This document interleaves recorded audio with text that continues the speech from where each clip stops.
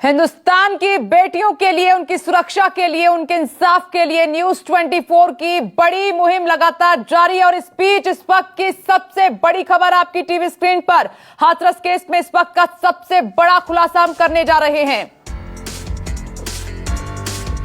Hathras rape कांड में पीड़ित परिवार का दावा है कि उन्हें धमकाया जा रहा है और धमकाने का काम कोई और नहीं, यूपी पुलिस कर रही है। पीड़ित के पिता ने न्यूज 24 के कैमरे पर यह चौंकाने वाला बयान दिया है। उन्हें घर में नजरबंद कर दिया गया है और किसी से मिलने भी नहीं दिया जा रहा। ये अब तक का सबसे बड़ा खुलासा है हाथरस केस में। एसआईटी के अफसर उन्हें मीडिया को वापस भेजने की अपील करने को कह रहे हैं परिवार से कि मीडिया से कहिए कि वो वापस चली जाए। एसआईटी के अफसर लगातार दबाव बना रहे हैं परिवार पर कि मामला जल्द से जल्द रफा दफा हो जाए। ये कर रही है एसआईटी और ये हम नहीं कह रहे हैं, खुद परिवार कह रहा है। अब पीड़ित परिवार की मांग है कि इस पूरे मामले की जांच सीबीआई से कराई जाए। ना घर में नहीं कहा कहते, बाहर लेकर नहीं ना आए, पुलिस वाले आगे पीछे लगी हुई है। क्या बोल रहे हैं बाप से? अधिकारी जितने अधिकारी वो बोले कि सब ऐसा है कि हाथ जोड़ के सबको मीडिया को और उसको बताना है कि मतलब अपने अपने आपने हमारा साथ दिया, आप अपने अपने घर जाओ। मीडिया वाले आ सकते हैं क्या घर में? ना मना कर दीजिए कि मीडिया वाले बिल्कुल मत जाओ। आपकी आवाज को दबाया जा रहा है? हाँ, मेरी आवाज को दबाया जा रहा है।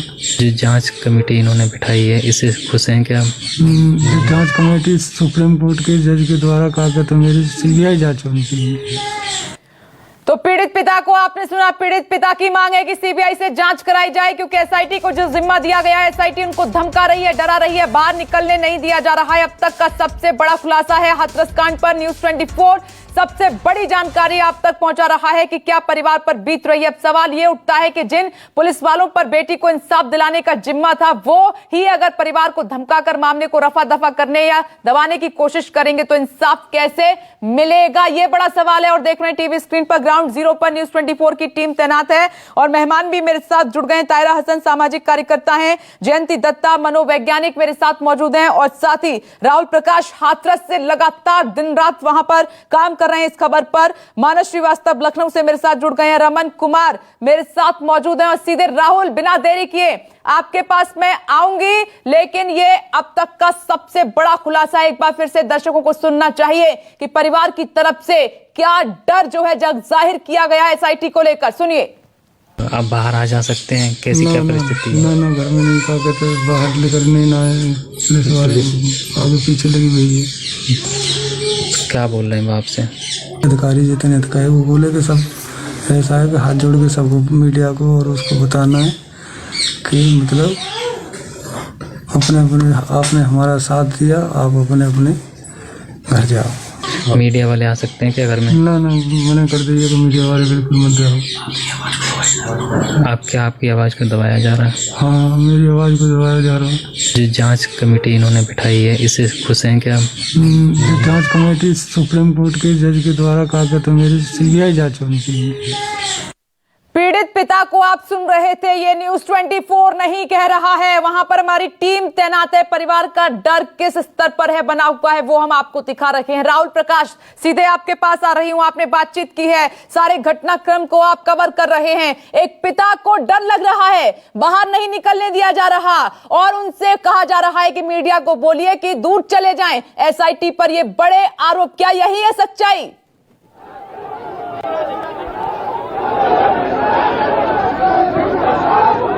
देखिए, जो तस्वीरें हैं वो साफ बयां कर रही हैं, वो दर्द वो बयां कर रहे हैं कि किस तरीके से मीडिया को इन तमाम चीजों से दूर रखा जा रहा है। दूसरी तरफ जन आक्रोश, जो विरोध देश भर में हो रहा है। एक तस्वीर मेरे पीछे भी है, आप ये सबसे पहले ये तस्वीर देख लीजिए। ये तमाम लोग किस तरीके से यहाँ पुलिस बल और तमाम ये पार्टी के लोग हैं जिनको यहाँ से हटाया जा रहा है। आप देखें जिस तरीके का माहौल बन चुका है देश के अलग अलग हिस्सों में। ये हाथरस के उसी गांव के बाहर की तस्वीर है। ये कुछ ही देर पहले सड़कों पे आए थे, लेट गए थे, अब अंदर जाने की कोशिश कर रहे हैं क्योंकि मीडिया को अंदर जाने नहीं दिया जा रहा, किसी को जाने नहीं दिया जा रहा। तो ऐसे में सवाल इस बात का है, इंसाफ कैसे? जो मीडिया बात नहीं कर सकता वो कैसे इन चीजों को देखेगा? और ये तस्वीर इसलिए भी जरूरी है कि जब ये सारी चीजें सामने आई तब पार्टियां, तमाम लोग, समाज के लोग सामने आने लगे। और जिस तरीके का बयान आपने लड़की के पिता का सुना सुना उसमें साफ है कि किस तरीके से उसे ये कहा गया है कि आपको मीडिया के आगे क्या बोलना है, किस तरीके का दबाव है, यानी दबाव में रहकर उनसे बोला गया कि हाथ जोड़कर आप उनसे बोलिए कि वो यहाँ से चले जाएं, हम संतुष्ट हैं उन तमाम चीजों से जो सरकार बिल्कुल लग रहा है कि जिस तरीके से एक पिता दबी आवाज में बोल रहा है कि डराया जा रहा है, धमकाया जा रहा है, और उनकी आवाज से भी लग रहा है एसआईटी को भेजा गया है परिवार का साथ देने के लिए, सच्चाई बाहर निकालने के लिए, और वहां पर डराने का काम हो रहा है।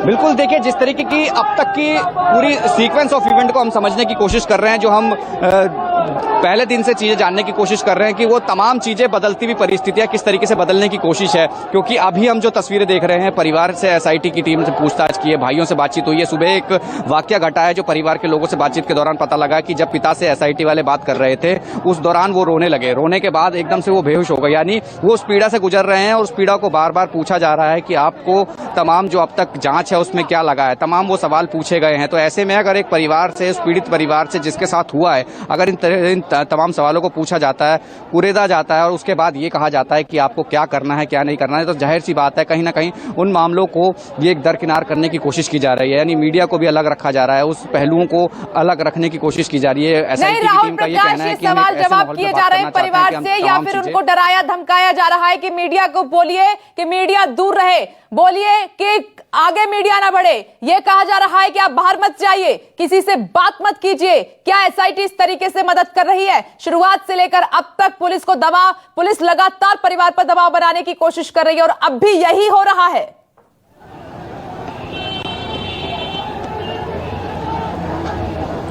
देखिए, मैं आपको सबसे पहले एक चीज़ बताना चाहूँगा, ये बहुत ज़रूरी चीज़ है, क्योंकि अभी एक संज्ञान में लिया गया है कि जो परिवार के लोग, यानी जिसमें कहा गया था कि जब अंतिम संस्कार किया गया था तो परिवार के 3 लोग अंतिम संस्कार में शामिल हुए थे जो दूर के रिश्तेदार थे, उनको ये बताया गया कि कोरोना है, आप बाहर ना जाएं, कई चीज़ें ऐसी थी। मेरे परिवार के लोगों से लगातार बात हो रही है जो एसआईटी की टीम से पूछताछ में शामिल थे, उनका कहना है कि हमारे परिवार में सब सुरक्षित हैं। क्या ऐसी तरीके की बातें बताई जा रही हैं बाहर की उनको कोरोना है, वहाँ ना जाइए, एक दायरा ये भी है। इस बात को भी समझना होगा कि इस तरह की चीज़ें हम लोगों को बताई गई है और परिवार इस बात को नकार रहा है कि ऐसा कुछ नहीं है, ये बाहर की बातें हैं जो तमाम आप लोगों तक पहुंच रही है।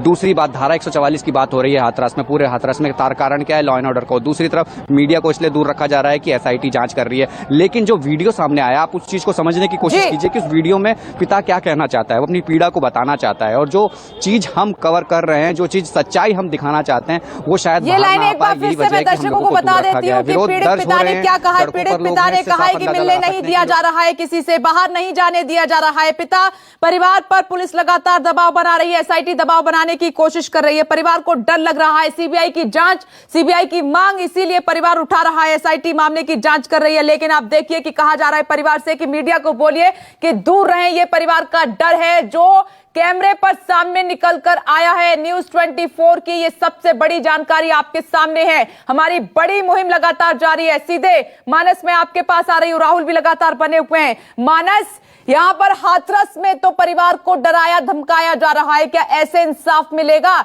डराकर धमकाकर? क्योंकि पुलिस तो शुरुआत से ही सवालों के घेरे में है, इस मामले में कोई मदद नहीं की अब तक। देखिए, निश्चित तौर पर जो बयान सामने आया अपने आप में हैरत में डालने वाला है, क्योंकि एसआईटी की जांच इससे पहले भी होती रही। हम लोगों ने विकास दुबे के कांड में भी देखा कि किस तरीके से एसआईटी की टीम गई, वहां पर मीडिया की मौजूदगी थी, कहीं कोई आपत्ति नहीं की गई, लोगों के साथ हम लोगों के सामने ही सारी बातचीत हुई, सारी जांच पड़ताल हो रही थी। तो आखिर इस घटनाक्रम में ऐसा क्या है कि एसआईटी की टीम जो है वो मीडिया को दूर रखना चाहती है? तो निश्चित तौर पर दाल में ऐसा कुछ काला नजर आ रहा है, कुछ तथ्य ऐसे छुपाए जा रहे हैं जो नहीं एसआईटी की टीम चाहती कि वो मीडिया तक पहुंचे और मीडिया के जरिए वो सार्वजनिक हो जाए, क्योंकि सिर्फ उत्तर प्रदेश में नहीं देश में भी बड़े पैमाने पर इसे एक सियासी मुद्दा बना लिया गया है। तो निश्चित तौर पर ये जितने भी जो भी कार्रवाई हो रही है, अगर उसको लखनऊ से क्या एक्शन हो रहा है मानस? लखनऊ से क्या एक्शन हो रहा है इस पूरे मामले पर? जो पीड़ित परिवार है, देखिए लखनऊ में अभी कुछ देर पहले ही सिद्धार्थ नाथ सिंह जो उत्तर प्रदेश सरकार के प्रवक्ता है, उनका भी बयान हम लोगों ने सुना है। और सरकार 1 मिनट मानस, इस बीच एक और बड़ी खबर, प्रियंका गांधी का योगी सरकार पर हमला। लगातार प्रियंका गांधी योगी सरकार पर हमलावर है, पीड़ित परिवार को नजरबंद किया गया है, ये प्रियंका गांधी कह रही है। क्या धमकाकर चुप कराना चाहती है सरकार? बड़ा सवाल उठा दिया है। हाथरस में अन्याय ये कब तक होता रहेगा? अन्याय पर अन्याय हो रहा है। प्रियंका गांधी ने ट्वीट करके ये हमला बोला है। हाथरस की बेटी के पिता का बयान सुनिए। उन्हें जबरदस्ती आगे लिख रही हैं प्रियंका गांधी। ले जाया गया, सीएम से वीसी के नाम पर दबाव डाला गया और वो जांच की कार्रवाई से संतुष्ट नहीं है। पूरे परिवार को नजरबंद रखा है, बात करने से मना किया है। क्या धमकाकर उन्हें चुप कराना चाहती है सरकार? अन्याय पर अन्याय हो रहा है। ये प्रियंका गांधी की तरफ से ट्वीट किया गया है और हमने भी आपको पिता की जुबानी सुनाया कि परिवार को किस हद तक डर लग रहा है और एसआईटी उनके साथ क्या कर रही है। सीधे इस खबर पर रुख करेंगे पॉलिटिकल एडिटर रमन कुमार का। रमन, प्रियंका गांधी बकायदा ट्वीट करके आगे बढ़ी है, सच्चाई दिखाते हुए, योगी सरकार पर हमला बोलते हुए।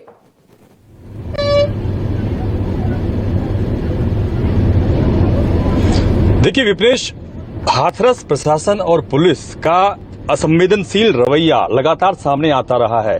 जिस वक्त डेड बॉडी हाथरस आई, उनके परिवार को उनका चेहरा नहीं देखने दिया गया। वो लगातार मिन्नतें करता रहा कि अपने घर में वो उनकी डेड बॉडी को लाना चाहता है और हिंदू धर्म के रीति रिवाज के हिसाब से वो सुबह इसका अंतिम संस्कार करना चाहता है। लेकिन इतना दबाव दिया गया कि उसके भाई को, उसके पिता को नजरबंद करके जबरदस्ती उसका अंतिम संस्कार किया गया। उसके बाद जो लगातार न्यूज 24 वीडियो दिखा रहा है उसके पिता का, जो आरोप लगाया जा रहा है प्रियंका गांधी के द्वारा कि कल वीडियो कॉन्फ्रेंसिंग में योगी आदित्यनाथ के साथ जबरदस्ती उनको ले जाया गया और इतना दबाव डाला गया कि वहां पे मीडिया कवर नहीं कर सके। इसको लेकर कोरोना का बहाना बनाकर मीडिया को उस गांव से दूर रखने की कोशिश लगातार इसलिए हो रही है ताकि सच्चाई जनता के सामने नहीं पहुंच पाए। लेकिन न्यूज 24 इस मुहिम में लगा हुआ है कि पीड़िता के परिवार को किसी भी तरीके से न्याय दिलवाना है और उसी सिलसिले में राहुल गांधी, प्रियंका गांधी आज हाथरस जा रही हैं और हाथरस में पीड़ित परिवारों से मिलना वो चाह रहे हैं। ये अलग बात है कि हाथरस में पूरी सीमा सील कर दी गई है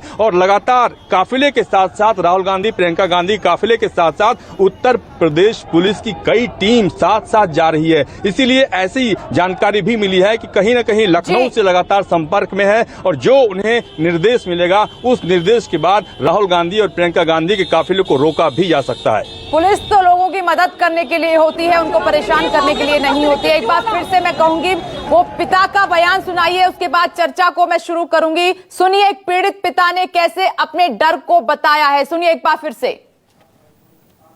आप बाहर आ जा सकते हैं, कैसी क्या परिस्थिति है? ना घर में नहीं, कहा कहते बाहर लेकर नहीं ना है, पुलिस वाले आगे पीछे लगी हुई है। क्या बोल रहे हैं बाप से? अधिकारी जितने अधिकारी वो बोले कि सब ऐसा है कि हाथ जोड़ के सबको, मीडिया को और उसको बताना है कि मतलब आपने हमारा साथ दिया, आप अपने घर जाओ। मीडिया वाले आ सकते हैं क्या घर में? ना मना कर दीजिए कि मीडिया वाले बिल्कुल मत जाओ। आपकी आवाज को दबाया जा रहा है? हाँ, मेरी आवाज को दबाया जा रहा है। जो जांच कमेटी इन्होंने बिठाई है, इससे खुश हैं क्या? जांच कमेटी सुप्रीम कोर्ट के जज के द्वारा कहा गया तो मेरी सीबीआई जांच होनी चाहिए।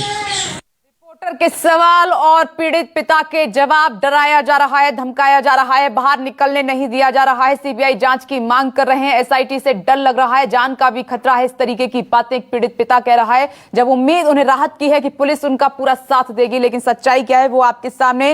ताहिरा हसन सामाजिक कार्यकर्ता हैं और जयंती दत्ता मनोवैज्ञानिक हैं, हमारे साथ जुड़ी हुई हैं। और सीधे जयंती दत्ता जी, मैं आपके पास आ रही हूं। मैडम, अभी आपने पीड़ित पिता की आवाज को सुना, कैसे लड़ाई लड़ी जाएगी? परिवार तो पूरी तरीके से डरा हुआ है। जब इस तरीके के चारों तरफ से माहौल बनता है तो दिमाग पर क्या बीतती है, जरा समझाइए मैडम। It's very unfortunate. देखिए, जो रेप होता है वो मेरे ख्याल से सबसे ज्यादा घिनौना वायलेंट एक्ट है ह्यूमैनिटी के अगेंस्ट। ये सिर्फ एक विक्टिम की बात नहीं है। जब आप रेप करते हैं तो यहाँ पे खास करके जो हाथरस में हालत हुई है, देखिए, हमने पहले निर्भया के लिए 8 साल तक हम लड़ते रहे। अगर आप एक इंडिपेंडेंट सोवरेन कंट्री में रेप को कंट्रोल में नहीं ले पा रहे, इससे दुखद समाचार और क्या हो सकता है। एक तो इन्होंने बेटी को खो दिया। आपको जो कार्रवाई रेपिस्ट के अगेंस्ट करना चाहिए वही कार्रवाई आप परिवार वालों के ऊपर कर रहे हो। क्यों? अगर परिवार वाले चाह रहे थे उसको देखने के लिए, उनका हक भी आपने छीन लिया, आपने बच्ची को देखने नहीं दिया। लेकिन आप आप SIT बैठाते हो, आप कोर्ट में केस चलती है, इतने हादसे हो गए रेप को लेके, अभी तक जीरो टॉलरेंस हमारे समाज में क्यों नहीं आई? हमारी कानूनी प्रक्रिया जो है वहां पे जीरो टॉलरेंस क्यों नहीं है? आप ये जो काम कर रहे हो, आप ठीक है कोरोना है, मीडिया को नहीं आने दे रहे हैं, तमाम बातें आपकी हमको समझ में आती है, हमें जो समझ में नहीं आती है, जो रेपिस्ट हैं उनको क्यों नहीं हैंग करते? उनको हैंग करिए ना पब्लिकली। देखिए निर्भया के हैंगिंग के बाद रेप के हादसे में थोड़ी बहुत कमी आई, लेकिन ये घिनौना तरीका जो बढ़ता जा रहा है, चाहे वो हाथरस में हो, चाहे वो किसी मेट्रोपोल में हो, क्या ये हमारा नेशनल कैरेक्टर बनता जा रहा है कि हमारे जो पुरुष है वो सारे रेपिस्ट हैं? क्या आप क्यों नहीं पनिशमेंट ऐसे निकालते कि रेप अगर पुख्ता तरीके से प्रूफ हो जाती है, हाथरस के केस में तो चारों के चारों दरिंदे हैं, आप उनको पब्लिकली क्यों नहीं हैंग करते? दिखाइए ना कि ये अगर रेप प्रूफ हुआ तो आपके साथ हमारा बिल्कुल एक ही तरीका रहेगा, we will hang you, we will kill you. बिल्कुल मैडम, बाकी आपने देशों में सही हो कहा, रहा है। सही कहा है। जिस पुलिस के कंधों पर जिम्मेदारी है आम पब्लिक का साथ देने की, उनको इंसाफ दिलाने की, अगर वही पुलिस ऐसे करेगी तो फिर कहां जाएगा आम आदमी? कैसे बेटियों को इंसाफ ये मिलेगा? समाज की बुनियाद के ऊपर मिलेगी? मैं लौट रही हूँ तायरा हसन जी, बोलिए मैडम, क्या कहना है आपका? नहीं देखिए, अभी जो कह रहे हैं कि उसको हैंग कर देना चाहिए, बिल्कुल साबित हो जाए तो हैंग कर देना चाहिए। मेरा कहना है कि हाथरस वाले केस में सवाल कहाँ खड़ा करना है, सवाल यहाँ खड़ा करना है कि निर्भया के बाद जो एक मजबूत कानून हमारे हाथ में आया, उसका इम्प्लीमेंटेशन ठीक से क्यों नहीं हो रहा है? पहली बात, अगर उसका मेडिकल हो गया तो मेडिकल तुरंत होना चाहिए ऐसे केसेस में। माँ ने जब उस बच्ची को पाया वो तो अधमरी सी थी, ब्लीड कर रही थी, नेकेड थी, उसका मेडिकल हुआ, वही साबित हो जाता कि इसके साथ बलात्कार हुआ। बलात्कार की धारा लगने में गैंग रेप की 8 दिन लग गया। इसका जवाब कौन देगा? मजिस्ट्रेट के सामने बयान हुआ कि नहीं हुआ? बयान लड़की का कितने दिन बाद हुआ? ये तमाम चीजें हैं, लूप होल्स है इसके अंदर। जब कोर्ट में ये केस जाएगा, अभी मैडम जो भी कह रही थी, जब कोर्ट में केस जाएगा, पुलिस एविडेंसेस कलेक्ट ही नहीं कर रही है, आप वर्डिक्ट किसमें पाएंगे कि इसको फांसी लगा देंगे? पहला सवाल है कि जब बात हुई थी जस्टिस वर्मा कमेटी में, कानून बना था कि पुलिस में रिफॉर्म हो, पुलिस में सेंसिटिविटी आए। अगर पुलिस थाना इंचार्ज FIR नहीं दर्ज करता तो उसके खिलाफ जेल का प्रावधान है। कुछ कह रही हैं यहाँ पर मैडम, क्या कह रही हैं? बोलिए आप। मैं कह रही थी कि ये आवाज जो है आवाम की आप दबा रहे हो, आप रेपिस्ट को क्यों नहीं दबाते? अब आप कोर्ट में जाएंगे, 7 साल 8 साल फिर खींचेगा। सबको पता है कि ये जो रूल है ये इस तरह से इम्प्लीमेंटेड होती नहीं है। आप देखिए जो पुलिस अधिकारी जो लोग हैं, जो यूनिफॉर्म में, जो अगर नहीं करते हैं उनके अगेंस्ट भी लीजिए ना एक्शन। वही तो दबाएगी, किससे दबाए? हम और आप जाएंगे दबाने? नहीं, आवाज दबाने के लिए हमने अपनी जो मैं कह रही हूँ, पुलिस को जो फर्ज है, पुलिस का यूनिफॉर्म में जो भी है, अगर वो फर्ज नहीं दबाते हैं उनको भी पनिशमेंट दीजिए। कब तक इस तरह से हमारी बच्चियां मरती रहेंगी? और वहाँ पे उसकी तो कहाँ है एक्शन नहीं लिया जाएगा, कहाँ है सिस्टम, कहाँ है पुलिस, कहाँ है समाज के ठेकेदार, कहाँ है जो बेटी की सुरक्षा की गारंटी लेते हैं, कहाँ है वो सामाजिक संस्थाएं? अब सब क्यों सोए हुए हैं? सब क्यों सोए हुए हैं? 8 साल निर्भया के लिए लड़े हैं, कोई अब फिर एक बेटी मर जाती है, उसके साथ इतना सब कुछ हो जाता है, तब आप सड़क पे आ जाते हो बोलने के लिए। इससे पहले कोई कुछ क्यों नहीं बोलता? बोलिए मैडम।